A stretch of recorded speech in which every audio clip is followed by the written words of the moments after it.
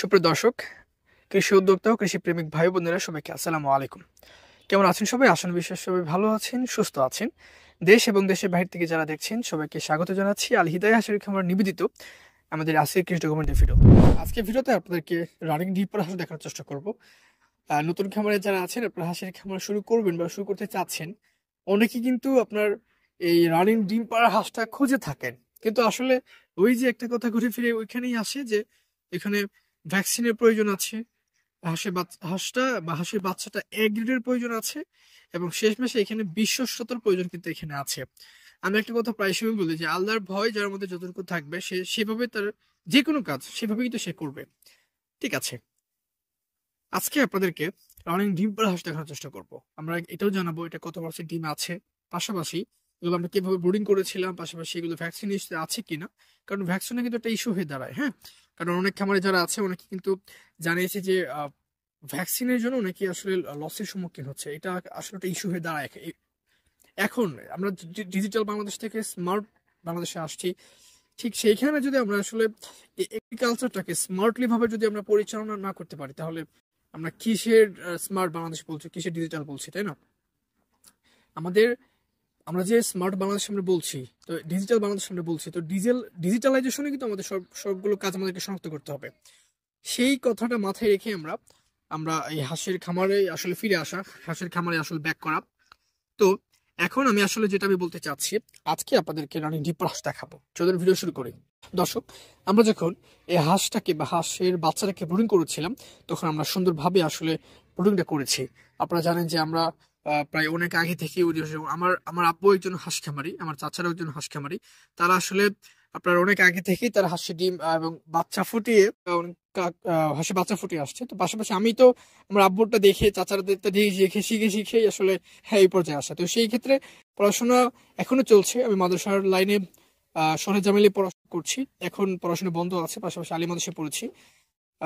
আলী মাদ্রাসার পড়াশোনা এখন চলমান, পাশাপাশি পড়াশোনা করেও পাশাপাশি এই খামারটা করা। 2019 থেকে আমরা সুন্দরভাবে হাঁসের বাচ্চা ফুটাচ্ছি।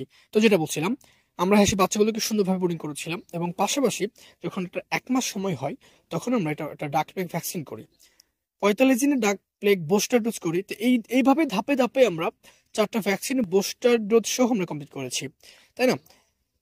তো তাহলে আমরা এই 4টা ভ্যাকসিন যদি করা আছে, তাহলে আমরা এখানে বলতে পারি যে অন্তত রোগ আক্রমণ করবে না। এটা আমরা মূলত একটা ভেবে নিতেই পারি, তাই না? পাশাপাশি আমাদেরকে এটাও দেখতে হবে যে আমরা কিভাবে হাঁসগুলোকে পরিচালনা করছি, কিভাবে খাবারটা মেনটেন করছি কিনা, এবং ঘরটা কিভাবে দরকার আছে, এই নিয়ে আমরা কিন্তু ভিডিও দিব ইনশাল্লাহ। হ্যাঁ, আমাদের হাঁসের বাসস্থান কেমন আছে এই নিয়ে আমাদের চ্যানেলে ভিডিও আছে, একটু খুঁজে করলে আপনি ইনশাল্লাহ পেয়ে যাবেন। বা হাঁসের ঘর তৈরির নিয়ম নিয়ে এটা আমাদের প্লেলিস্ট আছে, ওখানে চেক করলে আপনি এগুলো সবকিছু ইনশাল্লাহ পেয়ে যাবেন। তো এই হাঁসটা এখন আপনার প্রায় 30% ডিমে আছে। তার মানে কি বলতে পারি আমরা? নতুন হাঁস। আমি কিন্তু এটা বলতে পারি, যেহেতু একবারই নতুন, কিন্তু এটা কখনো ডিম পারে নাই, এটা এখন 30% আছে। তার মানে কি এটা শুরু করতেছে, আমরা এটা বলতে পারি। সর্বোচ্চ এটা 80% 85% ইনশাল্লাহ যাবে। ইনশাল্লাহ আমরা এটা এখানে আমরা দেখেছি এই পর্যন্ত যায়। তো নতুন খামারে যারা আছেন, আপনারা হাঁসের খামার শুরু করবেন বা শুরু করতে চাচ্ছেন, ভ্যাকসিন নিষেধ হাঁস আপনি করছেন, আপনি এ গ্রেড হাঁস আপনি খুঁজতেছেন, আপনি তাহলে কোথা থেকে আপনি নিতে পারেন? আমি আপনাকে আশ্বস্ত করতে পারি, আপনি আল হিদায়া হাঁসের খামার থেকে আপনি নিয়ে দেখতে পারেন। এখানে আমরা ভ্যাকসিনটা কমপ্লিট করেছি, এ গ্রেড আপনি পাচ্ছেন, সুস্থ সবল হাঁস আপনি পাচ্ছেন। আর কি চাই বলেন? হাঁসটা তো আমরা এতটুকুই চাই, আমরা হাঁসগুলোকে সুন্দরভাবে পালন করবো, ডিম পারবে, সেই ডিম দেখে আমরা সেই ডিম বিক্রি করে আমাদের জীবিকা নির্বাহ করবো ইনশাল্লাহ।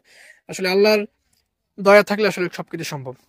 তো এই যে চতুর্দিকে যে ব্যাপারটা আছে, সেটা আমরা সুন্দরভাবে আসলে শনাক্ত করার জন্যই আমরা এই খামারি কথা চিন্তা ভাবনা করে, আমরা উদ্যোক্তার কথা চিন্তা ভাবনা করে কিন্তু হাঁসের খামারটা বা হাঁসগুলোকে ভ্যাকসিন নিশ্চিত করা, হাঁসের খামারটাকে আরো ডেভেলপমেন্ট কিভাবে করা যায় সেটা নিয়ে আমাদের কাজ করা। আমাদের হাঁসগুলোকে বা আমাদের আমাদের ব্যবসাটাকে আরো কিভাবে ডেভেলপ করতে পারি, আমরা কিভাবে স্মার্টলি ভাবে কাজগুলো করতে পারি, সেগুলো কিন্তু আমাদেরকে ঠিক সুন্দরভাবে কিন্তু খেয়াল করতে হবে। সেই জন্য মূলত আমাদের প্রতিনিয়ত আমরা হাঁসের বাচ্চা ফুটিয়ে যাচ্ছি, আমরা বিক্রি করতেছি, বোরিং করতেছি, এবং সেই বোরিং এর বাচ্চাটা আমাদের বড় করতেছি, সেই হাঁসটা বড় হয়ে ডিম পাচ্ছে, সেই ডিম থেকে আবার বাচ্চা ফোটাচ্ছি, ধারাবাহিকভাবে চলছে, ইনশাল্লাহ চলবে। তো এই ছিল মূলত আমাদের আজকের ভিডিও। দেখানোর কথা ছিল এটাই যে ডিম পাড়া হাঁস আপনারা অনেকে হচ্ছে থাকেন, সেই জন্য আপনাকে দেখানো। যদি মনে হয় যে হাঁসগুলো আপনার জন্য ভালো হবে, তাহলে আপনি নির্দ্বিধায় নিতে পারেন ইনশাল্লাহ। আমি অন্তত আপনাকে আশ্বস্ত এটাই করবো যে আপনি একবার নিয়ে দেখেন। অনেক জায়গা থেকে হয়তো ঠকে গিয়েছেন, অনেক জায়গা থেকে আসলে আল্লাহ সবাইকে সঠিক বুঝদান করুক।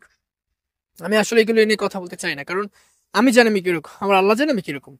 বা আমি এখন বলতে না যে ভাই ভিডিওতে এসে নিজের ঢোল নিজেই পেটাচ্ছে, আপনি না নিন কোনো সমস্যা। তবে আমার ভিডিওগুলো দেখবেন, দেখার যদি হাঁসের খামার যদি আপনি যদি খামারি হয়ে থাকেন, আপনি যদি আমার ভিডিওগুলো দেখছেন তার মানে কি আপনি একজন খামারি বা আপনি একজন উদ্যোক্তা। আপনি খামারি না ছাড়া তো আমার ভিডিওগুলো দেখেন না, তাই না? তো আমার ভিডিওগুলো দেখবেন, অন্তত মোটামুটি কিছু হলেও আপনি শিখতে পারবেন ইনশাল্লাহ। তো দর্শক, এই ছিল আমাদের আজকে ভিডিও। কেমন হয়েছে অবশ্যই জানাতে অন্তত ভুলেন না। এবং হাঁসের খামার সম্পর্কে যদি আপনি কিছু জানতে চান তাহলে আমাদের কমেন্ট বক্সে লিখে দিতে পারেন, আমরা আপনার কমেন্ট অনুযায়ী একটা ভিডিওতে ট্রাই ইনশাল্লাহ করবো। তো আজকে এই পর্যন্ত ভিডিও ছিল আমাদের। সবাই ভালো থাকুন, ভালো রাখুন এই প্রত্যাশা সবাইকে। আসসালামু আলাইকুম রহমতুল্লাহ।